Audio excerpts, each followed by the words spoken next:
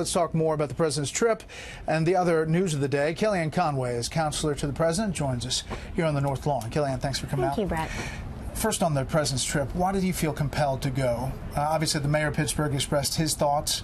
Others said he's the president, he should go. Why did the president want to go? The president never hesitated. He wanted to be there with the Tree of Life community to express his condolences along with the First Lady, his daughter and son-in-law. And with the president's remarks on Saturday were very strong against anti-Semitism. And that's the lesson I really want my 4 Catholic children and the whole world to know, is that these 11 innocents were murdered because they were Jewish. That man went in there allegedly saying all Jews must die and that he was bent on murdering them, and he got his way with 11 of them. I want their stories to be remembered. I want their names to not be forgotten. I've been trying to read them and also just to have the instructiveness of anti-Semitism and its prevalence around the world, and then unfortunately here in Pittsburgh. I think it's unfortunate people were out there politically protesting with different messages today. That is their First Amendment right, but this president was not about politics today. He was about the mourning in Pittsburgh. Do you expect the president to speak out more about this against, white nationalism or anti-Semitism? Do you expect him to give a speech or something? Well, he's been doing that, though, all along. People should read his tweets. They should listen to him on Saturday when he gave those remarks, very heartfelt remarks. Those of us who have discussed this particular tragedy, act of evil, vile hatred, anti-Semitic hatred with him, know that where his heart is, and he's tried to express that to the country. People who want to find negative will always find it, but I think many people looked up today, within the last hour, Brett, saw a president and first lady truly moved by what they see in the loss, the senseless loss, and the act of evil there. This president has shown up in Las Vegas, in Parkland, Florida.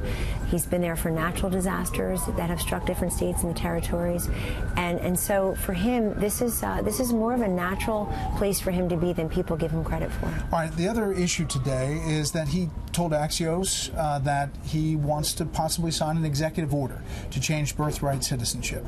Here is House Speaker Paul Ryan on this issue. Obviously cannot do that. You cannot end birthright citizenship with an executive order. We didn't like it when Obama tried changing immigration laws via executive action, and obviously as conservatives, we believe in the Constitution. As conservatives, we believe in the Constitution. So how do you respond to that? Well, as do we. We didn't like it when the Congress failed to act on immigration for, many years now, including this last year. Do you know it's been over a year, Brett, since the president presented his 70-point immigration plan to the United States Congress. They never acted on it. Then he boiled it down to 4 points. Take care of the dreamers, DACA, build the wall, end the visa lottery, and then end the chain migration. 4 very simple concepts, all of which poll very well, by the way, with large swaths of Americans, not just the base.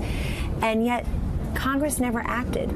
Now, on the matter of birthright citizenship, 30 countries do have it, but only 2 in the, quote, developed world as the IMF defines that, Canada and the U.S. Europe doesn't have that. France ended theirs in 1993. And most parts of Asia, many parts of Asia don't have it. So many other constitutional scholars have said that the 14th Amendment has been misinterpreted or misused in this way.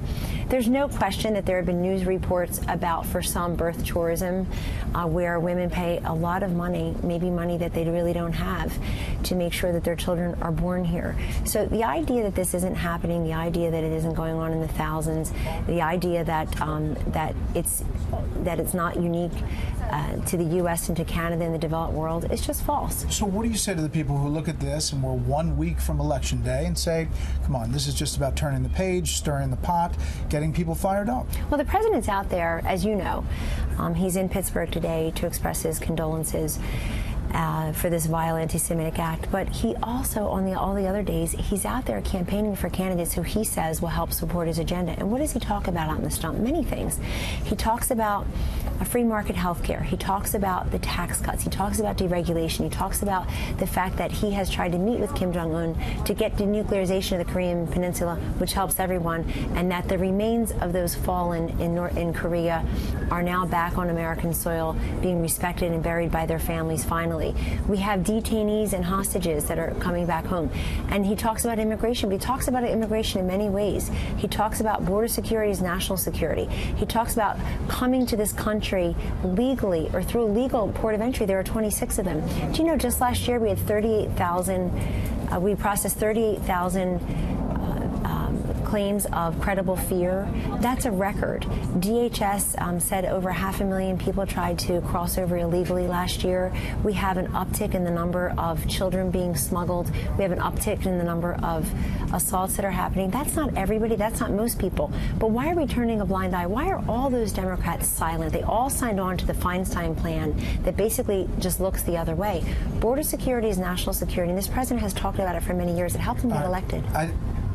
One of the tweets during the pipe bomb mailings that the president sent out was that it was turning the page, that it was essentially slowing the momentum of Republicans at that moment. Is that what he's seeing now? Is that the momentum was slowed? Well, the president sends many tweets on many different topics, so I think we need to take the totality of the tweets and the totality of his presidency. While he was sending, or about the time he was sending that tweet, within a day or so, he also had an unbelievable event here in the East Room with Black Americans, and they came from all across the country to say that we are not all Democrats. We support the president's agenda, and he's welcomed us into the people's home, into his home, in the residence, and that got very little coverage, and the coverage it got was them being demeaned and derided by others, and he's sticking up for them as well. So this president does not see the momentum slow down insofar as he's out there running through the tape, leaving it all in the field like he did in 2016. He will have done a record number of presidential visits between Labor Day and Election Day for any sitting president. President Obama was active, President George W. Bush was active, but this president will have had more events than they did. Kellyanne, we appreciate your time. Thank you, Brett.